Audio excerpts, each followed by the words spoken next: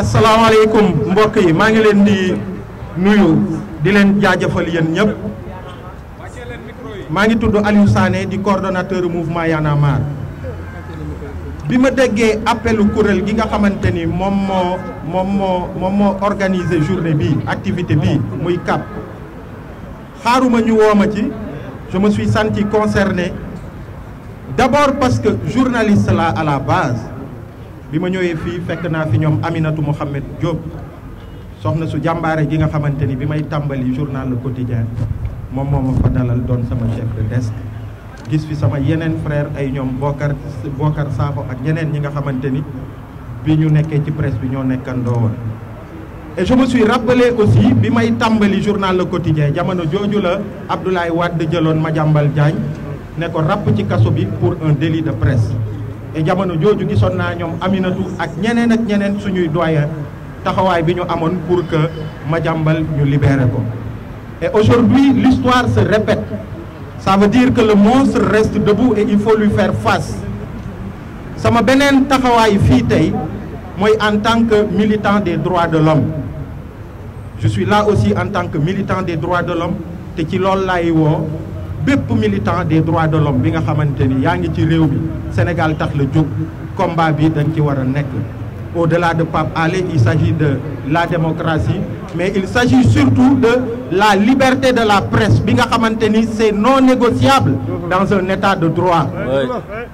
la liberté de la presse est non négociable dans un état de droit et aujourd'hui c'est cette liberté qui est menacée tey jii nii nag wax ji du bëri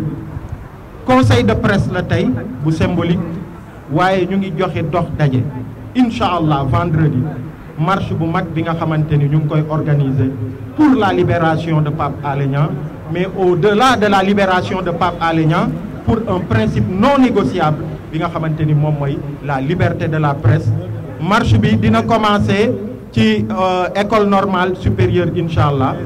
à 15 heures jëm rond-point Jet d'eau bu soobee yàlla maa ngi ciy woo toutes les organisations de défense des droits de l'homme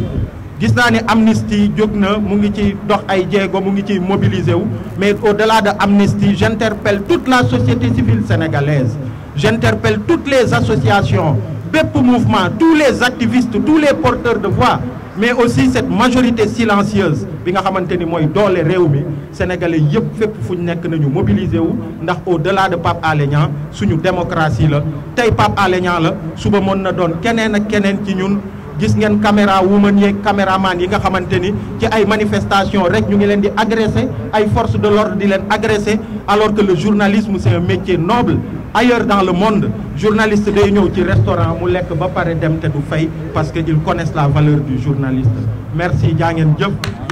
Moi je suis venu vous apporter la solidarité internationale de Reporters sans frontières à travers l'ensemble de ces réseaux dans 180 pays dans le monde y compris le Sénégal et le message que nous avions lancé le 6 novembre quand Pape Alé a été interpellé reste le même, c'est un message clé. La place de Pape Alé n'est pas la prison. Il est anachronique dans un pays comme le Sénégal où je vois devant moi une forêt de caméras, je vois derrière moi des consoeurs et des confrères et les médias, les journaux étaient là, c'était disponible ce matin et peut-être tout à l'heure à midi il y aura des éditions dans les radios. Dans un pays comme le Sénégal, il est vraiment très anachronique de mettre en prison, d'arrêter un journaliste et de le mettre en prison. Et c'est cela le message clé de Reporters sans frontières. J'en profite pour demander aux autorités de libérer Pape Alé Niang, sa place n'est pas en prison. J'en profite également pour demander, pour apporter notre soutien à la coordination des associations de presse du Sénégal avec laquelle nous sommes en train vraiment de travailler pour porter davantage le plaidoyer. Et quand je dis plaidoyer, je ne dis pas pression, je dis plaidoyer. Cela veut dire que les associations de presse d'une manière générale sont très ouvertes pour parler avec les autorités. Mais de leur côté également, nous lançons un appel aux autorités pour qu'elles soient et qu'elles puissent avoir la même dimension que les associations. La presse pour pouvoir se mettre autour d'une table et discuter. Il y va des enjeux démocratiques dans ce pays-là, mais il y va surtout fondamentalement de la liberté de la presse. képp ki nga xam ne militant de la démocratie nga militant de la préservation des acquis démocratiques waaye itam militant véritablement de la liberté de la presse parce que le droit d'informer encore une fois ce n'est pas un privilège des journalistes mais c'est un devoir justement pour les citoyens de ce point de vue là li ñuy wax moo di Pape Alé Niang c'est un confrère un journaliste connu et reconnu un journaliste responsable un journaliste boo xam ne ñëpp ko ràññee si liggéey bi nga xam ne mi ngi koy def léegi nag Pape Alé li ñuy wax moo di place am warut nekk prison te place su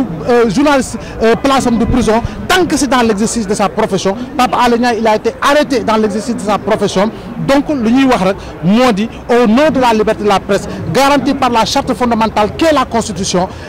autorités yi def seen kéem kattan ñu libérer ko immédiatement et sans condition donc toxaay googu nag gis nga ko tey taskatu xibaar yi ñëw nañu et à travers le monde d'autres confrères véritablement nous soutiennent moo xam États-Unis la moo xam France la moo xam un peu partout donc li ñuy wax rek moo di pour les principes liés à la liberté de la presse encore une fois le journaliste n'a pas sa place en prison tant qu'il s'agit véritablement de l'exercice de sa profession les médias sénégalais dans leur écrasante majorité ay ndaw lañu ay gune lañu ay góor ay jigéen yoo xam ne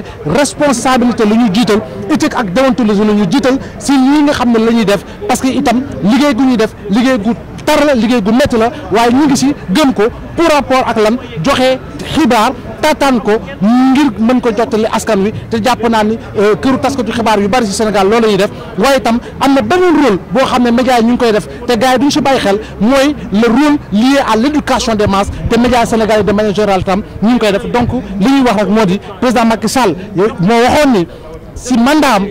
si tant que mi ngi si nguur du ñu gis journaliste sénégalais goo xam ne jàpp nañ ko pour des délits de presse ce n'est plus le cas parce que Pape Alé Niang a été arrêté pour des délits de presse donc li ñuy wax rek moo di lëwoon fa woon na respecté parole am googu ñu libéré Pape Alé Niang mu dellu si njabootam parce que place am de prison mu dellu si ay xaritam parce que place am de prison waaye tam mu dellu si lii nga xam ne moo di famille professionnelle am maanaam les médias sénégalais de manière générale parce que encore une fois place am nekkul prison.